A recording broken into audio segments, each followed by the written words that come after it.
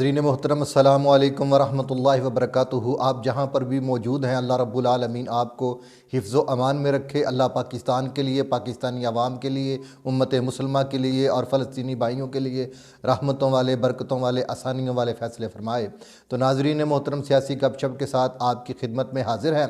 तो इंशाअल्लाह आज बात करेंगे PTI के 3 बड़े झूठ और 15 करोड़ रुपये हर्जाना, और इसके साथ बात करेंगे PTI की कोर कमेटी का इजलास और उसमें क्या क्या फ़ैसले हुए, और मियां मोहम्मद नवाज़ शरीफ साहब उसकी दुहाइयाँ।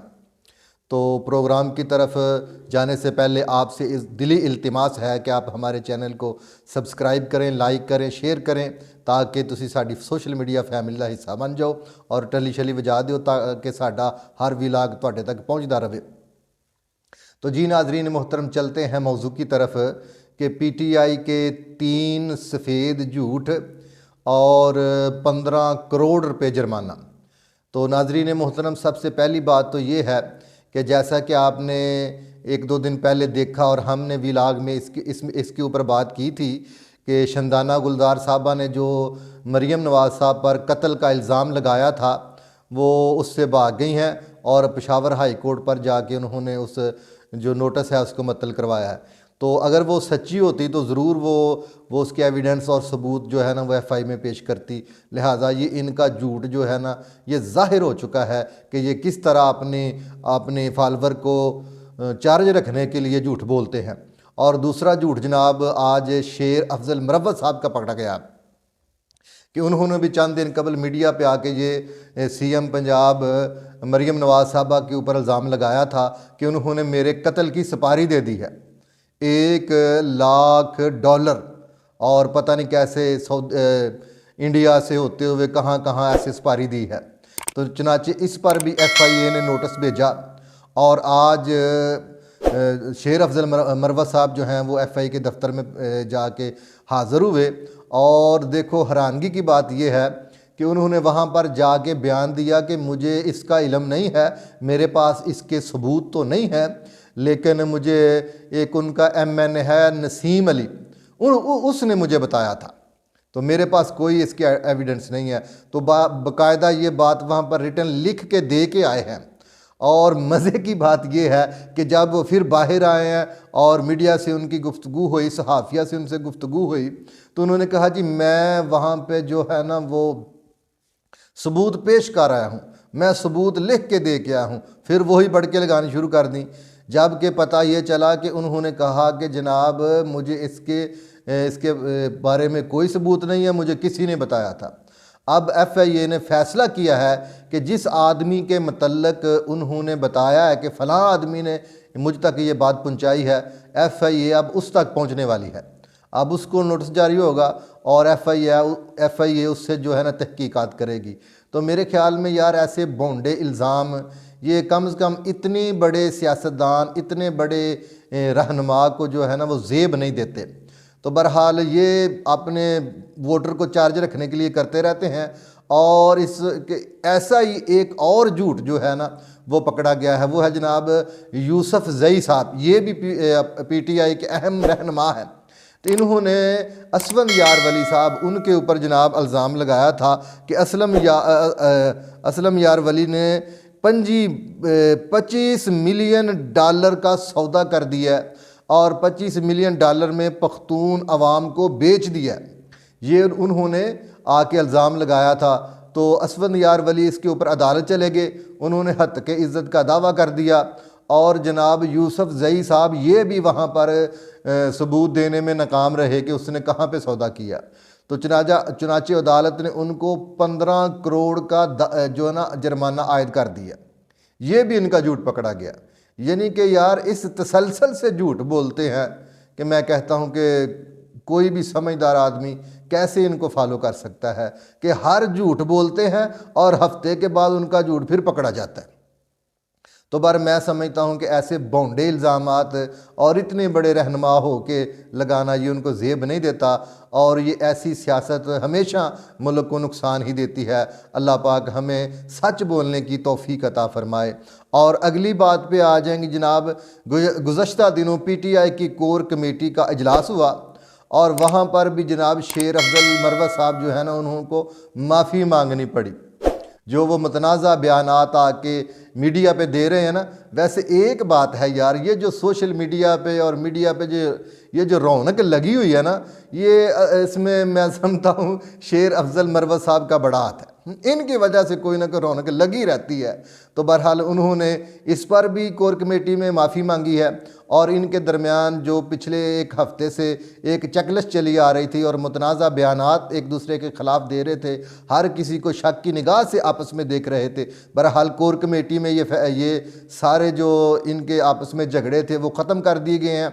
और कोर कमेटी ने यह फ़ैसला किया है कि जो भी बयानात पार्टी की तरफ दिए जाएंगे, पार्टी की तरफ से दिए जाएंगे, वो पहले कोर कमेटी उसकी तस्दीक करेगी, उसकी इजाज़त देगी, फिर दिए जाएंगे। तो बहरहाल ये आपस में जो उनका ये एक खैंचातानी है, मैं समझता हूँ वो काफ़ी ख़त्म हो गई है।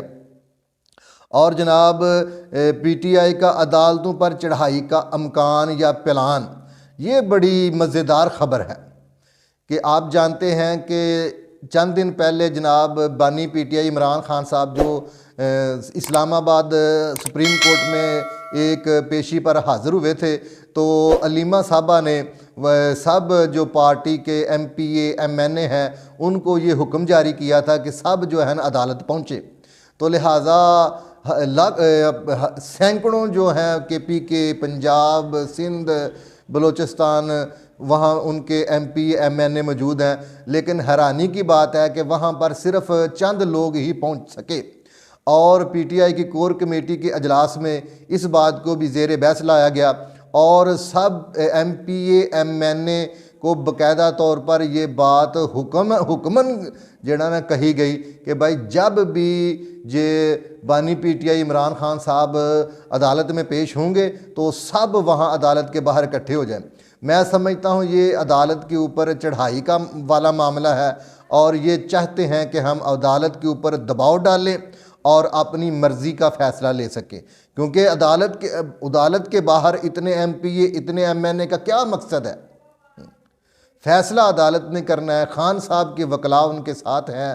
तो ये सारा एक मैं समझता हूँ मंज़र इसलिए पेश किया जा रहा है कि अदालत के ऊपर बाकायदा ये अपना दबाव डाल सकें, मेरे ख़्याल में, जिसमें ये नाकाम होंगे। और जनाब आगे आ जाएं कि मियाँ मोहम्मद नवाज़ शरीफ साहब की दुआइयाँ, जैसा कि आप जानते हैं कि चंद दिन कबल पाकिस्तान में सुई गैस का जो रेट है उसको बढ़ा दिया गया और अब ये जो बिजली है ये भी 5 रुपये फ़ी यूनिट बनाने की समरी जो है ना वो महकमे को भेज दी गई है। और ऐन मुमकिन है कि आइंदा जो ये हमारी बिजली है ये 5 रुपये फ़ी यूनिट बढ़ जाए। तो इस पर मियाँ मोहम्मद नवाज़ शरीफ जो है उन्होंने गुस्से का इज़हार किया है और उन्होंने कहा है कि कब तक इस तरह ये महंगाई बढ़ती रहेगी और पाकिस्तान की गरीब आवाम पर ये बोझ पड़ता रहेगा, ये अब ख़त्म होना चाहिए। तो बहरहाल मैं समझता हूँ महंगाई का एक बड़ा तूफ़ान जो है ना वो आने वाला है। चंद दिनों में बिजली भी महंगी हो रही है, गैस भी महंगी हो रही है और अल्लाह पाक हमारे हाल पे रहम फरमाए।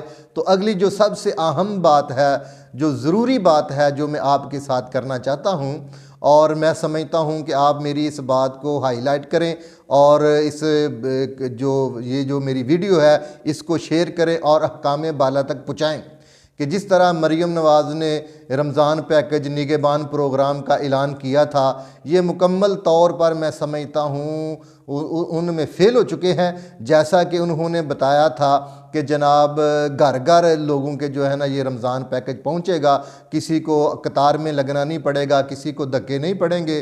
तो जनाब अली बात ये है कि मुकम्मल तौर पर इसमें फ़ेल हो चुके हैं।